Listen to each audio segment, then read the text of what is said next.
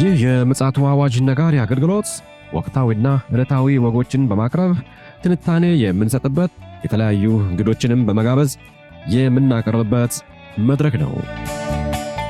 መረጃዎችን ያጠናከረ ይዞልን የሚመጣው ፓስተር አለማየሁ ነሙ ሲሆን ፕሮግራሙን የመራና መሰናዶውን ኤዲት በማድረግ ወደ እናንተ የሚያቀርበው ይልቃል አስራት ነው። መልካም ጊዜ። ሻሎም ሻሎም፣ ውድ የተከበራችሁ የምፅዓቱ አዋጅ ነጋሪ አድማጮቻችን ሰላም ለእናንተ ይሁን። እንደምን ዋላችሁ? ዛሬ እንግዲህ ቀኑ ማክሰኞ ነው። የማክሰኞን መረጃና መልእክት ወደ እናንተ ለማድረስ ከፓስተር አለማየሁ ጋር ብቅ ብለናል።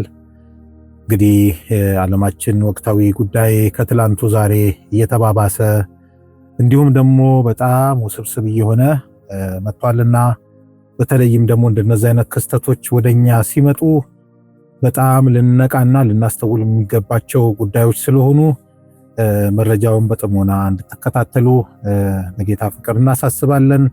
መልካም ጊዜ እንደሚኖረን ተስፋ እናደርጋለን። ይልቃል አስራት ነኝ ከምፅዓቱ አዋጅ ነጋሪ አገልግሎት። ውድ አድማጮቻችን እንግዲህ ፓስተር መረጃ ይዞልን መጥቷል። በጣም አሳሳቢ ወቅት ላይ ነው ያለነው። በተለይም ደግሞ ይህንን መረጃ እንድታደምጡ የምናበረታታው የአብያተ ክርስቲያናት መሪዎች በጥሞና እንድታዳምጡን በጣም እንፈልጋለን። ይህንን መረጃ አድምጣችሁ ገምግማችሁ መንጎቻችሁን የምታነቁበት ሁኔታ እንዲፈጠር እንዲሁም ደግሞ መነቃቃትም እንዲመጣ የጌታ ኢየሱስ ክርስቶስ መምጣት ከምን ጊዜውም በላይ መቃረቡን እንድታስተውሉ እንግዲህ እናበረታታለን። በቀጥታ ወደ መረጃችን ከማምራታችን በፊት ፓስተር ጋር ሰላምታ ከተለዋወጠን በኋላ መረጃውን ያጋራናል። ሰላም ላንተ ይሁን ፓስተር፣ እንደምን አለ? እንደምን አለ ወንድም ይልቃል? እግዚአብሔር ይመስገን። እንግዲህ ከጊዜ ወደ ጊዜ ከሰዓት ከደቂቃ ወደ ደቂቃ ነገሮች እየተለዋወጡ እንደመጡ እንግዲህ እያስተዋልን እንገኛለን። አንተ መረጃ ይዘህ መጥተሃል። በጣም ወሳኝ እንደው ትንቢታዊ ፍጻሜ ሊያገኝ የሚችል አይነት መረጃ ይዘህ መጣ ይመስለኛል። እስኪ ለአድማጮች ብታጋራ ደስ ይለኛል። እንግዲህ በአሜሪካና በአውሮፓ መካከል ያለው ነገር እየተቃረረ መጥቷል። አውሮፓውያን ባደረጉት ጠቅላላ ስብሰባ ግሪንላንድን እንዴት እናድን፣ ደግሞስ ለዶናልድ ትራምፕ ሕግ አልባነት ምላሽ እንስጥ በማለት እየመከሩ ነው ያሉት።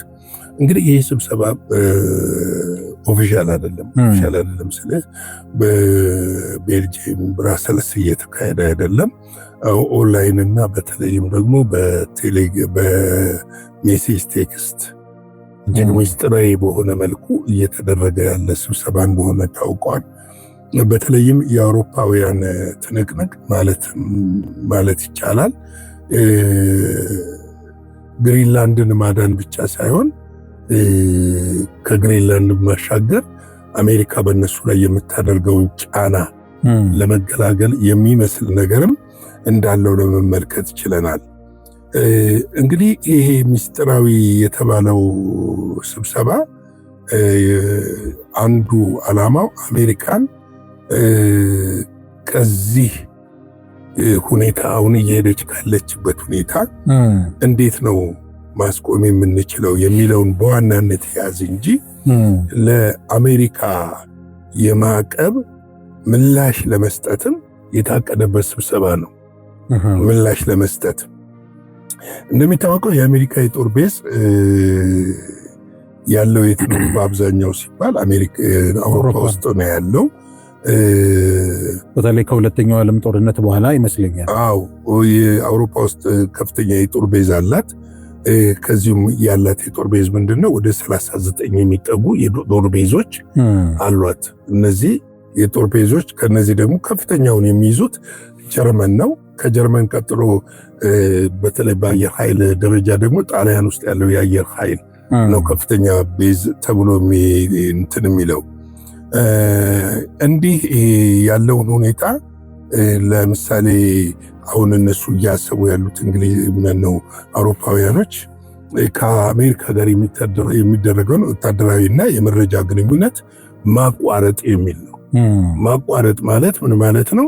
የጦር ቤዛቸውን እንዳይጠቀሙ ግንኙነትን ማቋረጥና የራስን መፍትሄ መፈለግ የሚል ነገር እና ምናልባትም አሜሪካ ደግሞ ያለ አውሮፓ አይሆንላትም የሚል እሳቤ አለ።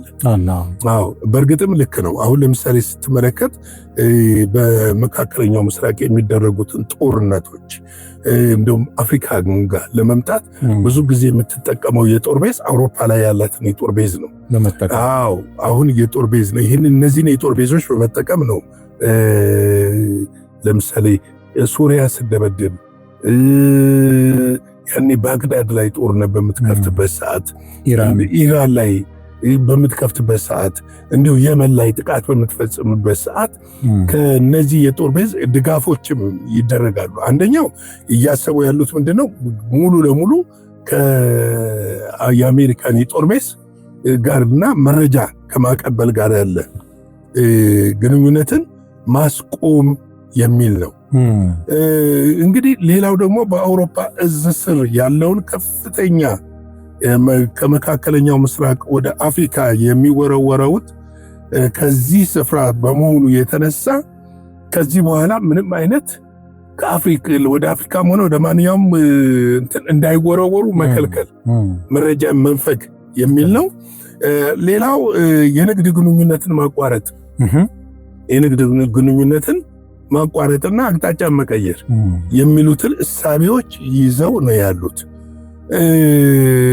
እንግዲህ እነዚህን ነገሮች ስትመለከት የንግድ ግንኙነት ማቋረጥ ሲባል አንድን የገረመኝ አውሮፓውያኖች አሜሪካን ሽባ ላይ ያደርጉ ወይም ደግሞ ሊገዳደሩ ይችሉበታል ብዬ ያሰብኩት ነገር አንድ ነገር ተመለከትኩ። ይህም መረጃ ሳዘጋጅ ይኸው ምንድነው በአመት አሜሪካ ለአውሮፓውያን $76 ቢሊዮን የሚያወጣ የጦር መሳሪያ ትሸጣለች። ይገርማል። የሚገርም እኮ ነው። $76 ቢሊዮን ከፍተኛ ነው። አዎ በተለይ ደግሞ ብዙ ሀገሮች ከራሽያ ጋር አሁን በገቡበት ሰጣ ገባና አውሮፓና ራሽያ በተቃቃሩበት በዚህ ሰዓት ላይ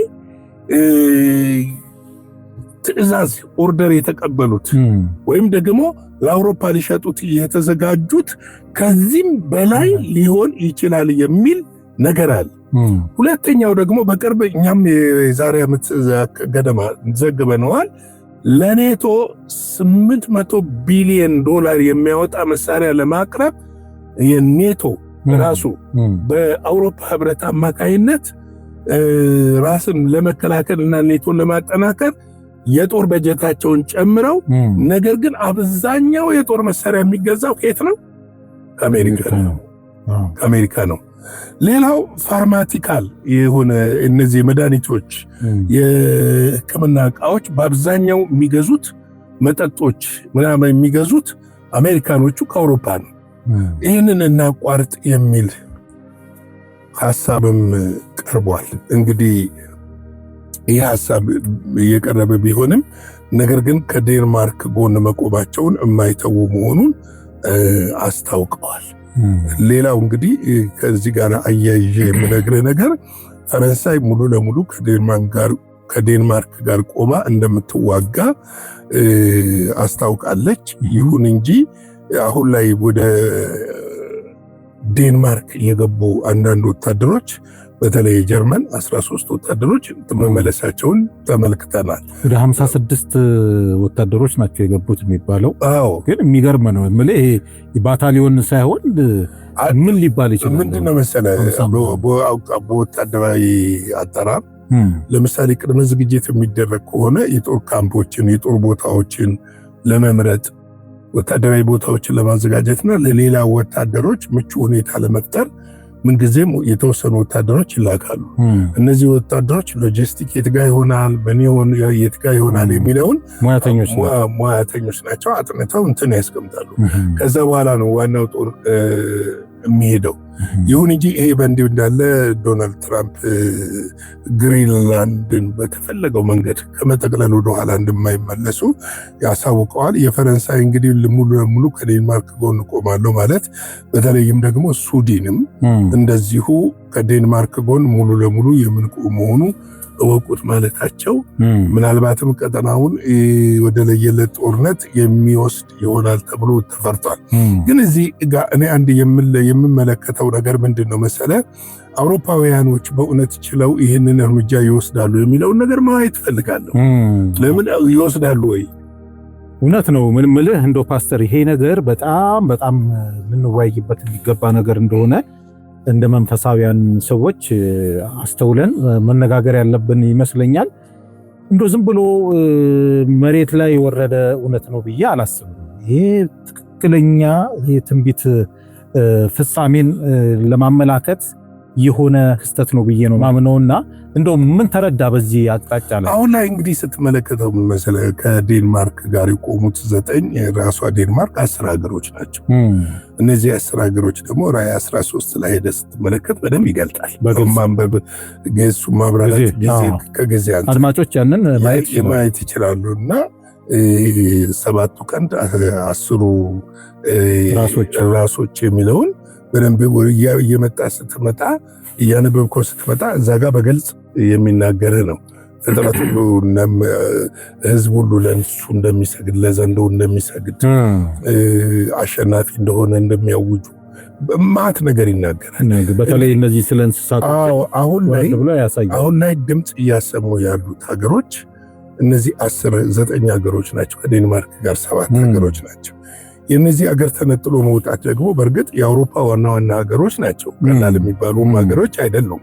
በአውሮፓ ውስጥ በኢኮኖሚም ግዙፍ የሆኑ በወታደራዊ አቅማቸውም ግዙፍ የሆኑ ሀገሮች ናቸው። ምትንቃቸው ነገር አይደለም። አሁን ዶናልድ ትራምፕ የአውሮፓ ወታደር ከእንትን አይበልጥም ያሉት አይነ ከጭብጥ አይበልጥም ያሉት አይነት አይደለም። እና ይሄ ቀዳዳውን የበለጠ እያሰፋ ይመጣል ብዬ አስባለሁ። ምሽት ላይ እንግዲህ ደግሞ እስቲ ዶናልድ ትራምፕ የሰጡት ምላሽ አለ፣ እሱን ይዘን እንመጣለን። አስቸኳይ ምላሽ ሰጥተዋል። ወዲያው ነው ይሄ እንደወጣ ነው ምላሽ የሰጡት። ያንን ምላሽ ምሽት ላይ ይዘን የምንመጣ ይሆናል። እንግዲህ ቀኑ ደርሷል፣ ሰዓቱ ደርሷል። ምልክቶቹ እየተጻፉ እየተፈጸመ ነው። ለአድማጮች የምመክራቸው ራዕይ 13ን ግቡና ሙሉውን ክፍሉን አንብቡትና አሁን ዓለም ላይ ያለ እኛ ከምናወራው ጋር እስቲ አገናኙትና ምንድነው የምታስቡት የሚለውን ኮሜንት ላይ ጻፉት። ይህን ተረድቻለሁ የምትሏትን አጭርም ትሁን ይህንን የተረዳሁት የሚለውን ጻፉልን በኮሜንት ላይና እኛ ደግሞ ምላሾችን አዘጋጅተን እንጠብቃችኋለን ለማለት እፈልጋለሁ። የጌታ ጸጋ ሰላም ከሁላችን ጋር ይሁን። ሻሎም። እግዚአብሔር አብዝቶ ይባርክ ፓስተር። በእውነት በጣም የሚገርም ዘመን ላይና ወቅት ላይ ነው ያለነው። ቀደም ብዬ መግቢያ ላይ እንደተናገርኩት በተለይ የሚመለከታት ቤተክርስቲያን ስለሆነ የቤተክርስቲያን መሪዎች፣ አስተማሪዎች በሙሉ እንደው ይህንን ነገር እንድትመረምሩ፣ ምክንያቱም ለምን ዘመኑን አትመረምሩትም ያለው ጌታ ኢየሱስ ስለሆነ በዚህ አውድ ለአድማጮችም ይሁን ለሕዝበ ክርስቲያኑ ይህን ነገር እንደው አውጥታችሁ ብታስተምሩና ብታሳዩ በጣም በጣም ጥሩ ነው ብዬ በግሌ አምናለሁ። እንግዲህ በምሽቱ ላይ ደግሞ እስኪ በሌላ መረጃ ተመልሰን እንመጣለን። በዛ ላይም ፓስተር እንግዲህ መጽሐፍ ቅዱሳዊ ዳሰሳም ጭምር ያክልበታል። እንድትጠባበቁ እናሳስባለን። ለአሁኑ እንግዲህ ይዘን የመጣነው መረጃና መልእክት ባጭሩ ይህንን ይመስላል። በምሽቱ ክፍለ ጊዜያችን ደግሞ እንደዚሁ በሌላ መረጃ ተመልሰን የምንመጣ ይሆናል። መልካም ጊዜ ይሁንላችሁ። ሻሎም። ለዛሬ ይዘን የመጣነው ወቅታዊ መረጃ ይህንን ይመስል ነበረ። በሌላ ጊዜ በሌላ መሰናዶ እስከምንገናኝ ሰላም ለእናንተ ይሁን።